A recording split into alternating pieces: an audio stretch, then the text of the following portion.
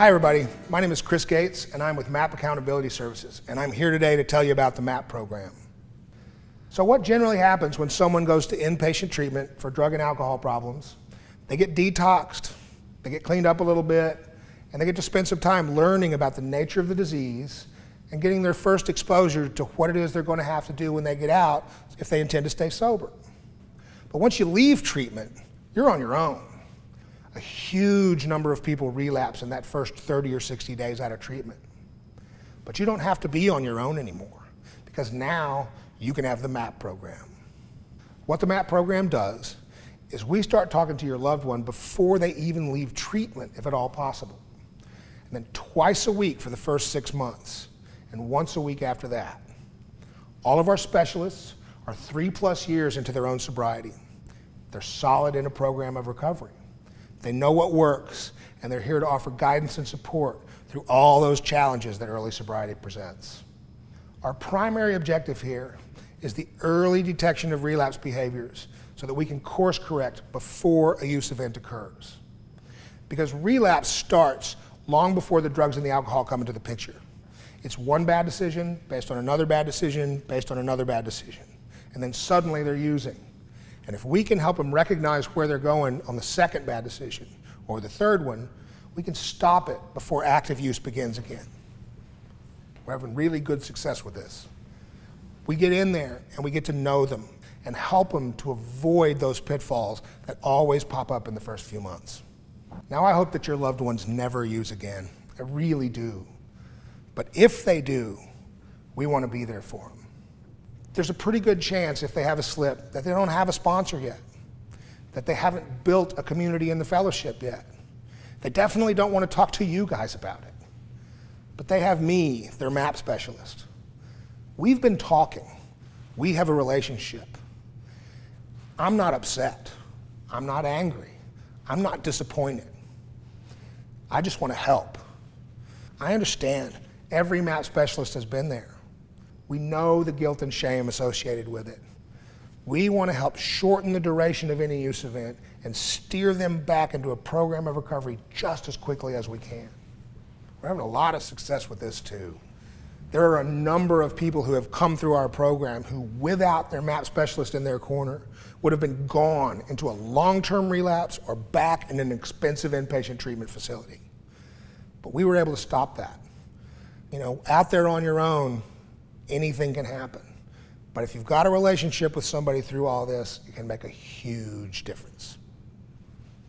Now, I know something else. You guys have probably been sleeping easy for the first time in years while your loved one's been here in treatment. You know where they are. You know they're safe. The phone ringing doesn't scare you quite as bad as it has been. I understand. When I sobered up, I had to watch someone close to me struggle for 7 years before things got any better. It's a really, really rough way to have to live. In the beginning, I told you we're going to be calling the family members as well as the people who are trying to recover. But we're not just calling you to report how they're doing. We'll be doing that.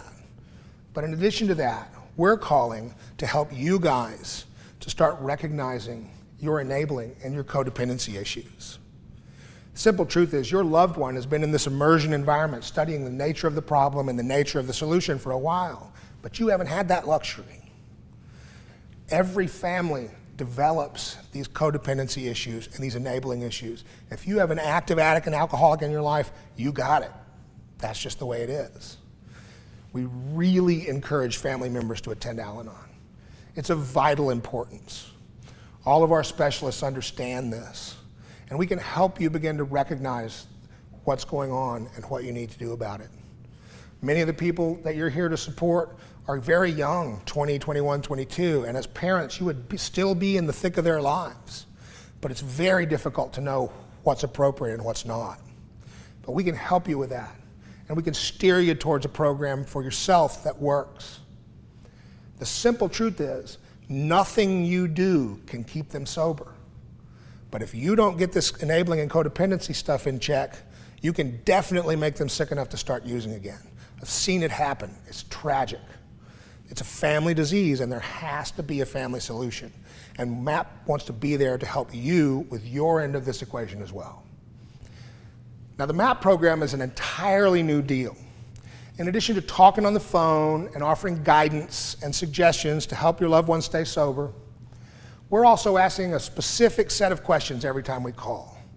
We take the answers to these questions and we feed them into a database and some software that we've developed that lets us monitor your loved one's progress with a fair amount of detail in 7 different areas of life. Every one of these areas is of vital importance to their recovery. We can look at these details in real time on a graph. We can look at it and go, wow, his honesty score is beginning to suffer. I better talk to him about that. Or, my guy just got a job and now his program is starting to fall off. I better talk to him about that. That's bad. It really helps us get in there and catch this relapse stuff before it starts. It's a new level of support and a new level of accountability that the MAP program is offering. Now, the best set of woodworking tools in the world doesn't make you a master carpenter.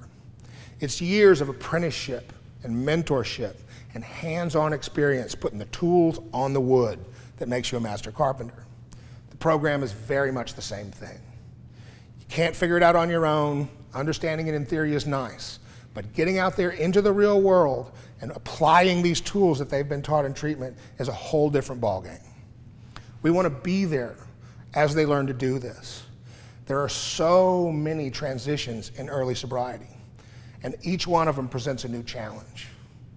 When you leave treatment and you go to the sober house where you don't know anybody and you don't have a support group, but you've got the MAP program.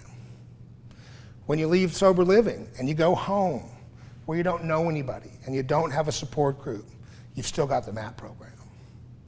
When you get a job or go back to school and it doesn't occur to you that that's absolutely the wrong time to slow down on your recovery, we're there to help you catch that.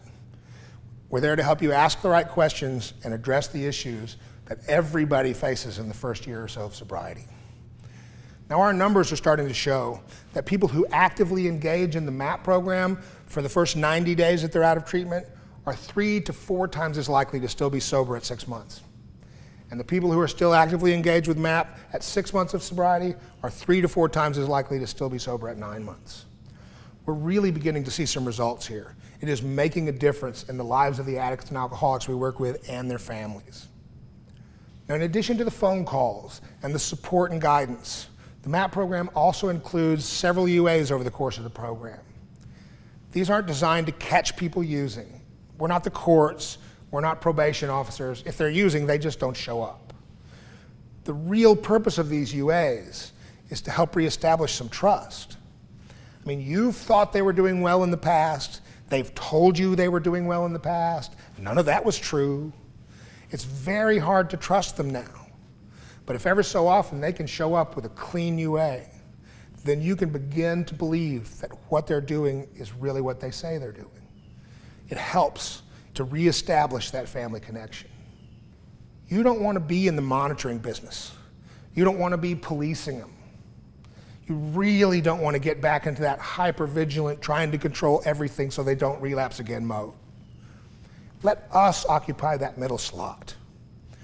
We know what we're looking at. You might not even be able to tell if they're doing well or struggling, but we can. You can't kid a kidder. We're here to offer that kind of support. We want to be in that middle place so that you can just go back to being mom or dad, husband or wife, brother or sister. Let that relationship go back to what it's supposed to be, and let us do that part in the middle. We love what we do, and we're really beginning to make a difference in the lives of the addicts and the alcoholics and the family systems that we work with. And we would love to work with you guys. Let us help you as you get out there and face the challenges of a brand new sober life. Thanks.